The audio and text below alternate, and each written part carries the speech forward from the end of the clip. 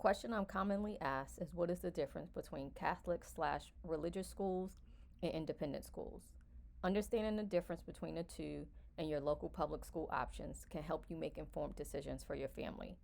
Today, we'll talk about some key factors for each.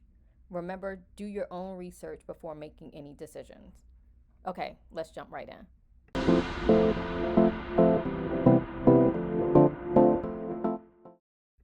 Some key metrics we will compare are cost, class size, curriculum, diversity, admissions requirements, support services, values/environment, and extracurriculars.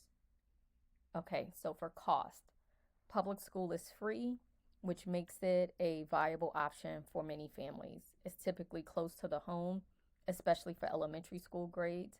And if a school is further away, free transportation is typically provided.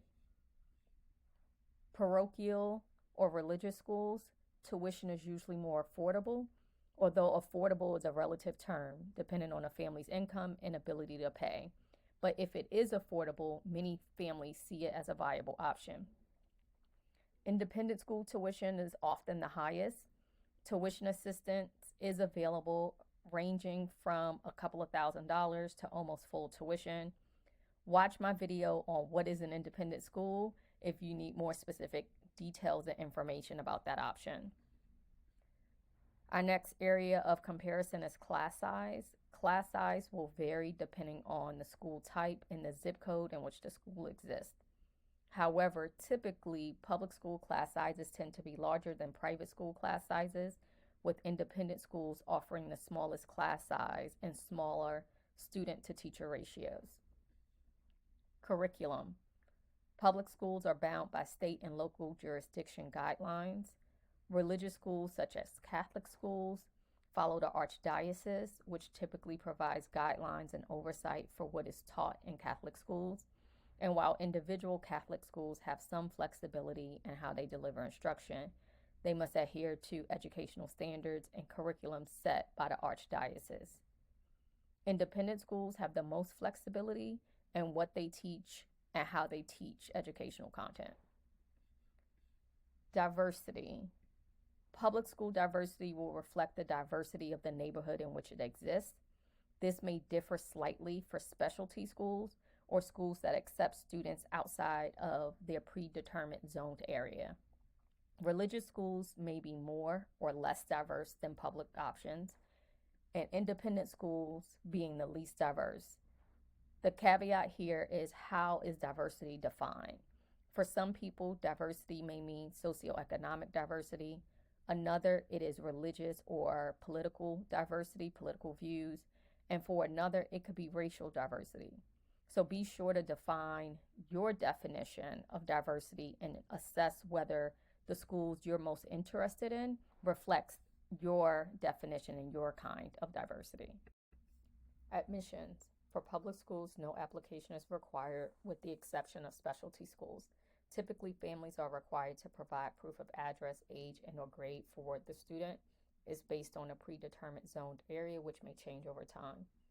Catholic/parochial schools typically have an application process. Some require testing. Preference is given to members of that particular faith, as well as discounted tuition. Independent schools have a competitive application process. The requirement differs slightly from school to school, but typically the process includes an application, testing, interviews for both parents and students, as well as essay submissions. Student support services. Students attending public school typically have access to a cadre of support services, which could include a school counselor, special education team, classroom aides, and other supports for diverse learners. Parochial schools are less likely to have learning support services, and it can vary for independent schools. Some facts to remember: public schools provide testing and learning support free to all students that qualify. However, the depth and breadth of these services depends on the school's resources and budget, meaning that although it is free, it will vary depending on what the school can provide. Also, the timeline in which to complete assessments and testing tends to take longer in a public school, and the threshold to qualify for supports is more stringent. Private schools, both parochial and independent schools, it depends on the school. Some schools have very robust learning support programs and teams. For those that do, students are offered more individualized instruction and support. However, the cost of testing is often the responsibility of the family, and there could be supplemental costs or tuition differentials for students that need learning support, and that's also the responsibility of the families. Extracurriculars. Public schools, it depends on the school budget, whether the school has an active PTA, as well as the fact that programming needs to appeal to a large number of students and families. Parochial schools typically provide a more robust option of extracurriculars and some club offerings for students. Independent schools typically offer an extensive extracurricular options and clubs. These extras are usually one of the value propositions schools advertise to justify the high price tag, along with curriculum offerings and class size. Values and environment. Public school, the environment and values will vary.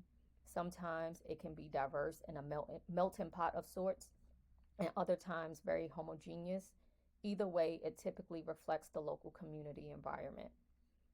Parochial schools include religious instruction, and values usually are accepted by all that attend, even if the family are not of that faith. Expectations are governed by a given set of morals and guidelines. Independent school environments vary. Some schools are both independent and religious. The best way to gauge an independent school's values is to peruse their website, visit the school, and talk to current families. Hopefully you found this video helpful, and it will serve as a tool for your family in exploring educational options.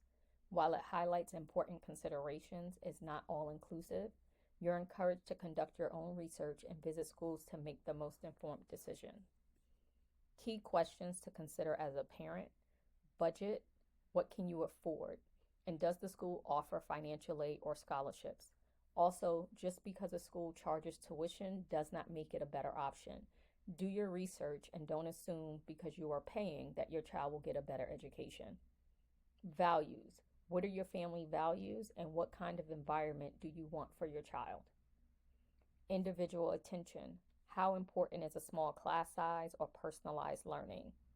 Special programs. Does the school offer programs that align with your child's interests or needs? For example, arts programs, STEM programs, language immersion, sports, learning support. Logistics. How far is the school, and does it fit in your family's schedule? And lastly, community. What kind of environment or peer group do you want for your child? Answers to these questions will help you narrow down your options and start you on your journey to the best fit school for your child. Thank you for watching. Don't forget to like, share, and subscribe for alerts on new content. For exclusive discounts, webinars, and one-on-one support, become a member or book a session. Links for memberships, personalized sessions, and our free newsletters can be found in the description.